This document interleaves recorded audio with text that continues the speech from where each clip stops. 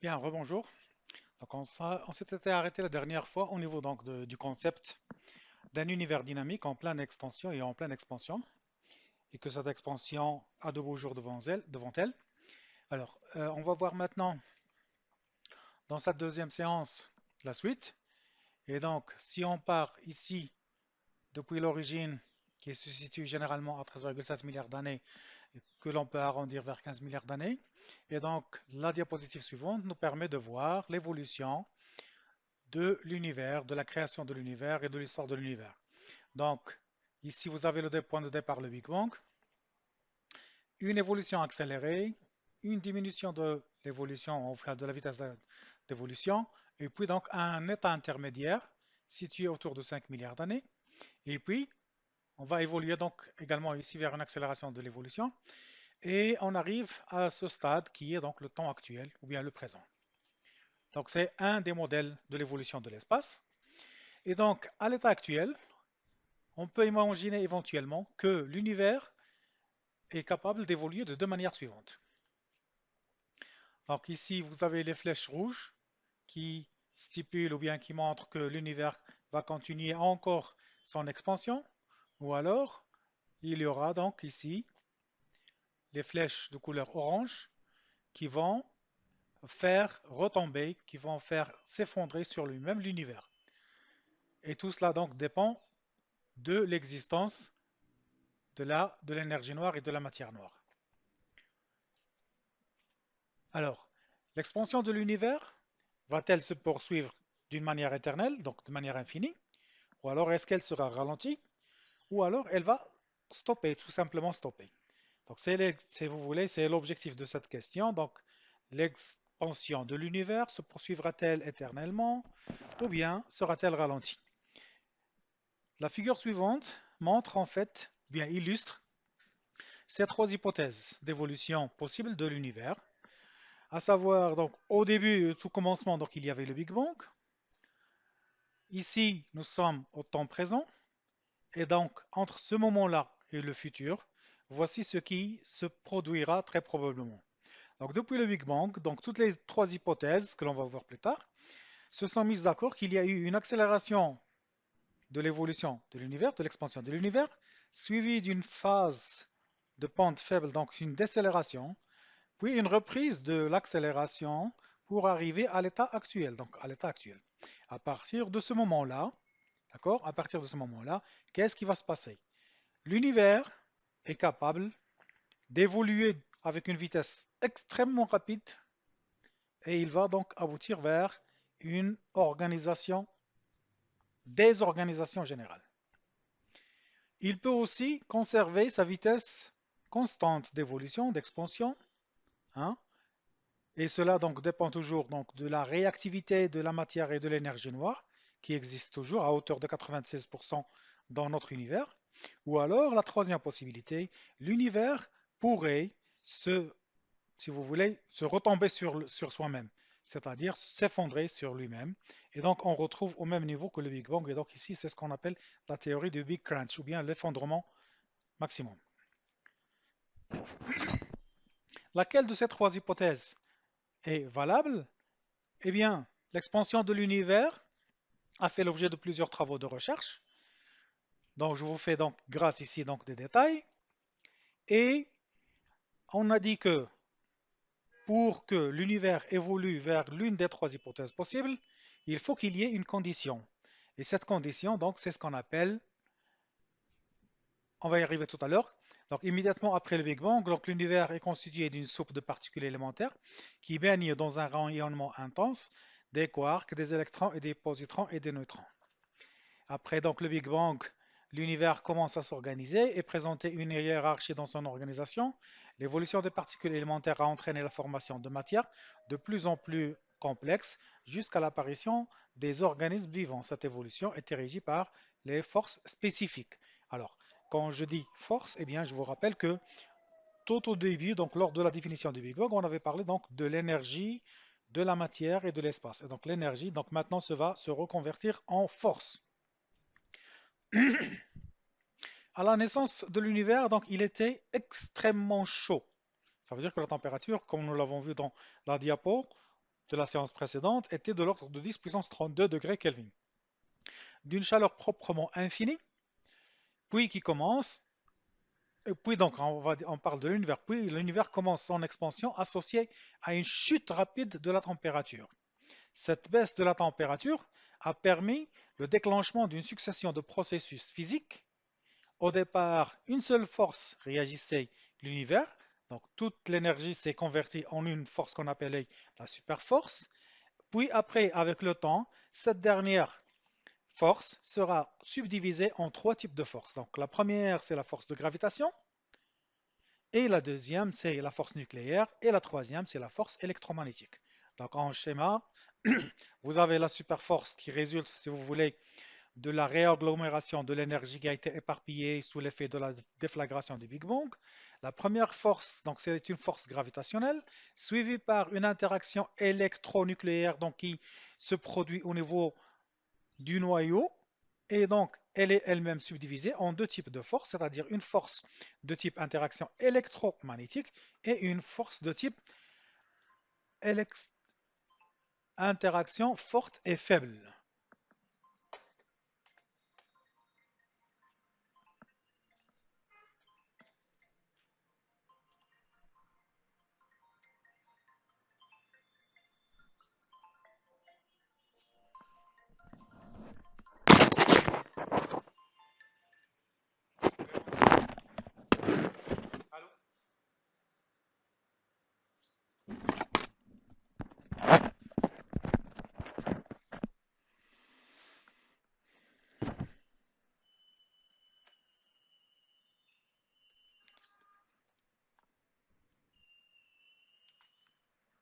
Alors, la naissance de la matière. Donc, selon les cosmologistes, l'univers est constitué de deux types de matière. La matière ordinaire, qui forme donc les étoiles, les galaxies et l'ensemble de tout ce qui est visible, tout ce qui est descriptible, elle représente un faible pourcentage, comme nous l'avons vu, à hauteur de 4% de la masse totale de l'univers et dont on connaît les propriétés. Et puis, donc, le complément, c'est-à-dire la matière noire, qui est invisible, qui n'est perceptible que par son influence gravitationnelle sur la matière visible pour maintenir en équilibre l'ensemble de l'univers. Donc, pour rappel, ici, donc, l'énergie noire et la matière noire font à elles seules 96% de l'ensemble de ce qui est visible, tandis que la lumière représente 0,05%, les neutrinos représentent 0,5%, les étoiles et les planètes représentent 0,5% et les gaz chauds représentent à eux 4%. Donc la matière noire a été détectée dans le centre de l'univers et également dans le centre de la plupart des galaxies, en particulier dans les quasars et dans certaines étoiles. La matière noire représente un très grand pourcentage de la masse de l'univers et elle serait d'une nature différente de la matière ordinaire. Bon, c'est tout à fait normal. Elle est différente parce que jusqu'à maintenant, on ne peut pas la décrire pour dire que si elle est identique ou pas. Donc, mais de toutes les manières, étant donné qu'on ne peut pas la décrire, qu'on ne peut pas la caractériser, elle est différente. Les lois de la physique qui régissent cette matière demeurent inconnues. Cependant, on ne s'intéresse à cette matière, on ne s'intéresse pas directement à cette matière noire, mais on s'intéresse uniquement à la matière ordinaire, celle-ci qui est issue des éléments chimiques, parmi lesquels l'hydrogène est l'élément le plus abondant et représente à peu près 90% de l'ensemble de l'univers. Tous ces éléments qui forment la matière ordinaire de l'univers résultent donc de la nucléosynthèse d'éléments chimiques à partir de particules élémentaires de base. Rappelez-vous donc, lors de l'explosion, lors de la grande déflagration du Big Bang, eh bien, toute la matière s'est retrouvée déchiquetée sous forme de particules élémentaires de la base. Ces particules élémentaires de base de la matière sont apparues avec leurs opposants, c'est-à-dire les antiparticules. Autrement dit, l'univers serait constitué de toute évidence de matière et d'antimatière. Alors, dans les graphes suivants, on va tenter de déterminer les différentes étapes qui ont conduit à la reformation des éléments chimiques constituant les principaux éléments de la matière, de leur évolution depuis la création de l'univers jusqu'à nos jours. Alors, les particules élémentaires de la matière, alors, si vous voulez, au fur et à mesure de l'histoire et jusque jusqu'aux moitié des années 60 du siècle passé, on croyait qu'il n'existait que trois éléments élémentaires donc de l'atome, à savoir donc l'électron, le proton et le neutron. Par la suite, plusieurs particules élémentaires ont été mises en évidence, à partir desquelles les protons et les neutrons, et donc les noyaux atomiques en captant les électrons, seraient constitués pour former la matière dans sa quasi-infinité.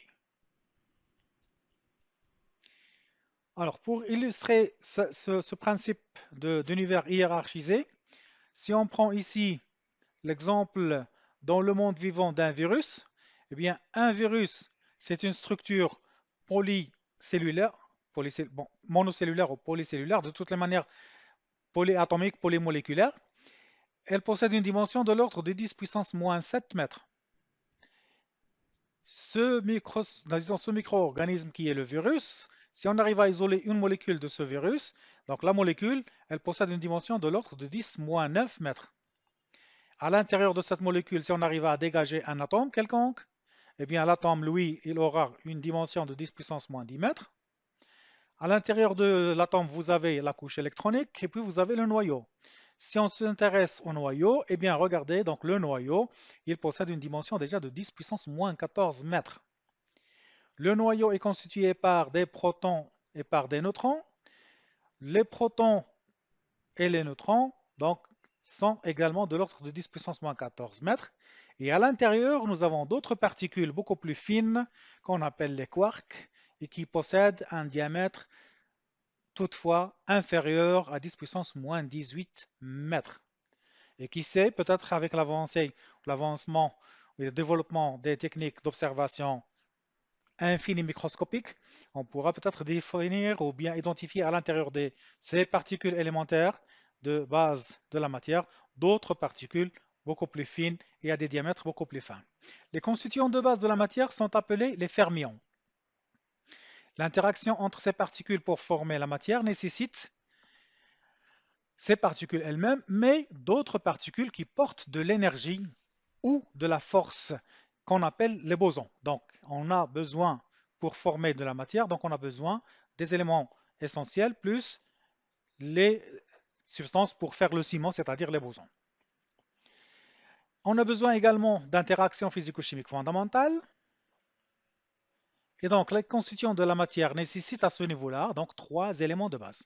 Les fermions, qui sont les particules élémentaires de base, les bosons, qui sont les particules porteuses d'énergie, c'est-à-dire ce sont elles qui ramènent l'énergie nécessaire à la cohésion des éléments particuliers, et des forces électro-physico-chimiques. Donc, on va appeler ça à ce niveau-là de l'interaction physico-chimique. Donc, les fermions, qui sont subdivisés en quarks et en leptons, les quarks donnent donc, si vous voulez, une partie de ces quarks s'appelle des ardents. Lorsque vous avez une association de trois quarks, donc on parle de baryons, et lorsque vous avez une association de deux quarks, on parle de mésons. Très généralement, les mésons sont de très faibles, courtes, de faible durée de vie. À l'autre côté, donc, nous avons les leptons, et donc nous avons ce qu'on appelle les électrons qui possèdent une charge négative, et nous avons les neutrinos, ou bien les neutrons, qui possèdent donc une charge nulle. Les fermions, ce sont des particules sphériques avec un rayon qui est inférieur à 10 puissance moins 19 mètres, soit 1 milliardième de micromètre. Les fermions se répartissent en deux groupes. Vous avez les quarks et les leptons. En 1975, donc, les physiciens ont détecté expérimentalement que protons et neutrons sont eux-mêmes constitués par des quarks. On distingue à ce niveau-là 6 types de quarks. Donc, à l'intérieur d'un atome, par exemple ici, un atome d'une molécule d'une roche, on va prendre un atome. Dans l'atome, qu'est-ce qu'il y a? Vous avez la couche électronique, vous avez le noyau. À l'intérieur du noyau, donc, vous avez les protons et les neutrons. Et à l'intérieur de chacun de ces composites, par exemple un neutron ou un proton, donc on trouve les quarks. Chacun de ces quarks porte une charge électrique et un nombre quantique de couleur bleu, jaune ou rouge. La taille des quarks est inférieure à 10 puissance moins 18 mètres, soit au moins 1000 fois plus petite que la taille d'un nucléon, c'est-à-dire un proton ou un neutron, qui est de l'ordre de 10 puissance moins 15 mètres. Donc, moins 10 puissance moins 15 mètres, c'est le femtomètre. Alors, à ce niveau-là, donc nous reprenons notre morceau de roche. Eh bien, vous avez ici un morceau de roche ou un morceau de métal avec des molécules et des atomes. On dégage un atome. Donc ici, vous avez le nuage électronique. À l'intérieur, vous avez le noyau. À l'intérieur du noyau, vous avez les neutrons et les protons. Si je dégage ici un neutron, eh bien, j'ai trois quarks. Et si je dégage un proton, j'ai également trois quarks. Donc, on parle de 6 quarks. Donc, vous avez ici, au niveau du neutron, vous avez les quarks up, les quarks charm et les quarks top. Par contre, au niveau du proton, vous avez les quarks down, les quarks strange et les quarks bottom. Donc, les positions des quarks est opposée. Vous avez une opposition entre up et down, charm et strange, et top et bottom. Donc vous avez ici l'échelle. Nous allons de 10 puissance moins 10 mètres jusqu'à 10 puissance moins 18 mètres. Les quarks sont incapables d'exister par eux-mêmes, c'est-à-dire d'exister seuls. Ils peuvent toutefois s'agréger de deux manières différentes en donnant naissance à des particules composites qu'on appelle les ardents. Ces ardents se regroupent en deux familles. Vous avez les baryons et vous avez les mésons. Donc je rappelle ici les baryons, c'est 3 quarks et les mésons, c'est 2 quarks. Les particules élémentaires de la matière, donc vous avez ici les fermions, et puis vous avez les bosons, donc ce sont les particules porteuses d'énergie ou porteuses, donc, si vous voulez, de ciment d'agglutination et ciment de reconstruction de la matière de l'univers. Donc vous avez ici les quarks, et de la même manière, vous avez les antiquarks. Vous avez les leptons et vous avez les antileptons. Si je prends ici une association de deux quarks, ça me donne un méson, ça veut dire un quark plus un antiquark. Si je prends l'association de trois quarks, j'obtiens ici un baryon. Et ici, donc de l'autre côté, si j'obtiens ici un 3 antiquark pour donner un 3 antibaryon, un antibaryon. Les bosons, donc c'est tout simplement rayonnement. Vous avez les gluons. Le mot gluon, ça vient de glu, ce qui est la colle.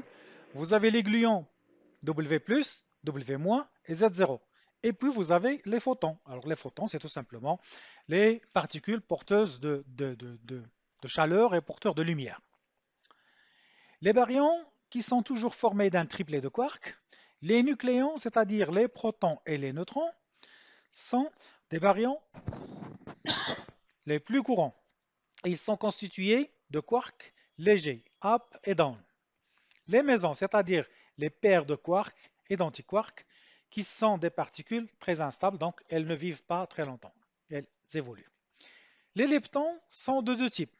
Vous avez les électrons qui sont chargés négativement, qui gravitent autour du noyau atomique d'une valence Z, qui est lui chargé positivement, pour assurer un équilibre électrique. La taille de l'électron est de l'ordre de 10 puissance moins 15 mètres, c'est-à-dire c'est le femtomètre. Et puis, donc, de toute évidence, vous avez l'anti-électron que l'on appelle cette fois-ci le positron.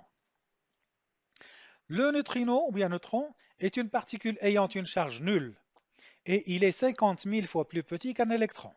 Sa masse est extrêmement faible. Son rôle dans la nucléosynthèse reste inconnu et constitue une énigme jusqu'à nos jours. Les neutrinos sont fortement abondants et ils sont produits par les étoiles dans notre Soleil. À chaque seconde, à chaque instant, des centaines de milliards de neutrons solaires traversent la Terre. Et on va voir dans les propriétés électromagnétiques de la Terre ou dans les propriétés magnétiques de la Terre, comment est-ce que la Terre se protège contre ce bombardement de neutrons. Bon, il faut aussi dire que les neutrons sont relativement neutres, donc ils ne possèdent pas de propriétés radioactives comme les radiations gamma ou bêta. Et donc, ils ne causent pas de, ils ne causent pas de dégâts.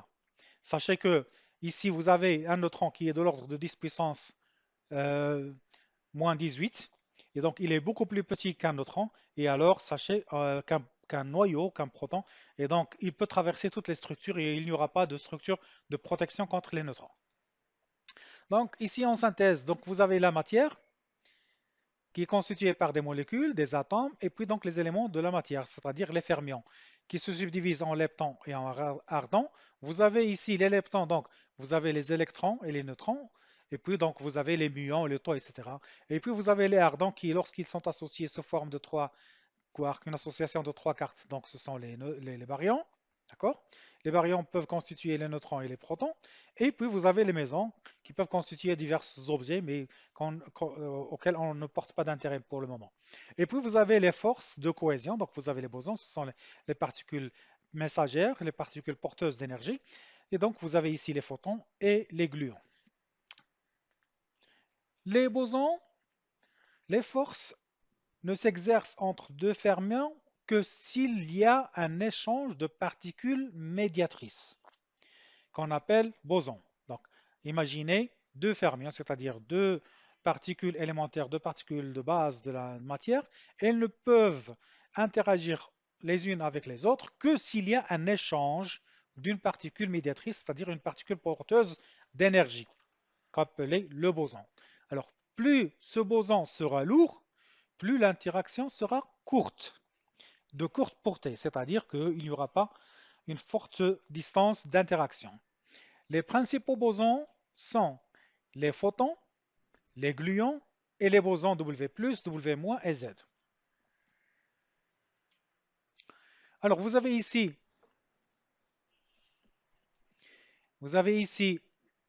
les différents types de gluons, donc vous avez les différents types de bosons. Vous avez ici les gluons, les bosons W+, W- et Z0. Vous avez les photons et vous avez aussi une autre composante qu'on appelle les gravitons. Alors, les gluons, ce sont les particules responsables de la force forte, c'est-à-dire celle qui se produit et qui assure la cohésion des quarks à l'intérieur des nucléons. Les bosons, donc, ce sont des- des substances d'énergie qui véhiculent l'interaction faible. Elles expliquent la radioactivité bêta, une des réactions qui font que le Soleil est brillant. Puis vous avez les photons, ils transportent la force électromagnétique qui rend compte des phénomènes de magnétisme et d'électricité. Et puis les gravitons, ils n'ont jamais été découverts. Ils transmettent l'interaction gravitationnelle, celle qui crée l'interaction entre les objets massifs. Les principales particules élémentaires que nous avons vues depuis quelques instants, donc vous avez ici les fermions, dont donc les quarks, up, down, charm, strange, top et bottom. Et puis vous avez les leptons, c'est-à-dire l'électron et les neutrons, les muons, les neutrinos muoniques, les tons et les neutrinos toniques. Et vous avez ici l'ensemble des forces nécessaires à la cohésion de ces particules pour former la matière. Vous avez les bosons faibles, bosons de force faible, c'est-à-dire bosons W+, W- et Z0. Les bosons de force forte, donc vous avez ici les gluons, dont il existe 8 types. Vous avez les bosons de force électromagnétique, donc ce sont les photons, et puis vous avez les gravitons qui correspondent aux bosons de force de type gravitation. Alors, l'antimatière, la physique quantique, c'est-à-dire la physique de l'infiniment petit, a permis de mettre en évidence qu'à chaque type de particule, il existe une antiparticule qui lui est opposée et qui est de très courte durée de vie. Dans la réaction matière-antimatière, la conservation est totale. Le rendement est de 100%, c'est-à-dire il n'y a pas de perte. Autrement dit, on peut imaginer qu'avec 1 kg d'hydrogène, en présence d'1 kg d'antihydrogène, la production d'une énergie qui serait équivalente à celle produite par une centrale nucléaire géante pendant une durée de fonctionnement sans arrêt de 10 ans. Donc je m'explique, si on met en présence 1 kg d'hydrogène, pour réagir avec 1 kg d'antihydrogène, eh bien, on aura une énergie équivalente à celle qui serait produite par une centrale nucléaire géante pendant 10 ans sans arrêt, ce qui est énorme. Alors, l'histoire de l'univers. Comment est-ce qu'on peut aborder cette histoire de l'univers? Alors, grâce à la physique des particules, c'est-à-dire la physique quantique, on a pu reconstituer les premiers événements qui se sont déroulés durant les toutes premières secondes qui ont suivi le Big Bang. L'univers à ce moment-là se trouvait constitué d'un mélange de particules élémentaires qui vont interagir entre elles en passant par plusieurs étapes successives que l'on peut résumer très schématiquement de la manière suivante. Entre 0 et 10 puissance moins 35 secondes, nous sommes en présence d'une différenciation des forces avec une température globale de l'univers de 10 puissance 32 degrés Kelvin. On est en présence de particules et d'antiparticules qui interagissent en produisant de l'énergie. On est également en présence d'une seule force qui s'appelle la superforce, qui va plus tard se scinder en gravitation et en force électronucléaire. Entre 10 puissance moins 35 et 10 puissance moins 12 secondes, on passe par une phase qu'on appelle l'inflation de l'univers. La température baisse pour atteindre 10 puissance 25 degrés, 10 puissance 25 degrés Kelvin, et donc les quarks vont passer par une phase d'annihilation. L'excédent des particules sera à l'origine de toute la matière de l'univers. L'univers passera par ce qu'on appelle une phase d'inflation, donc il va atteindre un volume de 10 puissance 27 fois. Et individualisation de trois forces, à savoir l'interaction forte, l'interaction électrofaible et la force de gravitation. Entre 10 puissance moins 12 et 10 puissance moins 6 secondes, nous assistons à la naissance des leptons. La température baisse, et elle atteint 10 puissance 15 degrés Kelvin. Les leptons commencent à s'individualiser, l'univers grossit, c'est-à-dire il va encore gonfler pour atteindre une sphère, la taille d'une sphère qui fait à peu près 300 millions de kilomètres. Les quatre interactions fondamentales de l'univers se sont différenciées. Entre 10 puissance moins 6 et 1 seconde, formation des ardents. La température a atteint 10 puissance 13 degrés Kelvin. Le volume de l'univers est maintenant de 10 puissance 13 fois le volume de notre Soleil. L'univers se présente sous forme d'une grosse masse lumineuse de plasma brûlant formé de ardents et de leptons célibataires. Pourquoi masse lumineuse? Parce qu'elle est à une très forte température et les ardents et les leptons formés précédemment restent toujours célibataires parce que les conditions de température ne leur permettent pas de se rapprocher et de commencer la reconstruction de l'univers.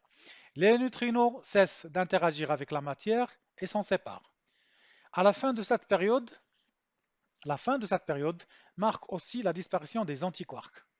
Les éléments de base de la matière sont désormais au grand complet, mais la température est toujours trop élevée pour que les atomes puissent se former. 1 seconde à 3 minutes après le Big Bang, la nucléosynthèse primordiale commence. La température est de 1 million de degrés Kelvin. Cette phase est appelée la nucléosynthèse primordiale. Donc les protons vont générer des noyaux d'hydrogène.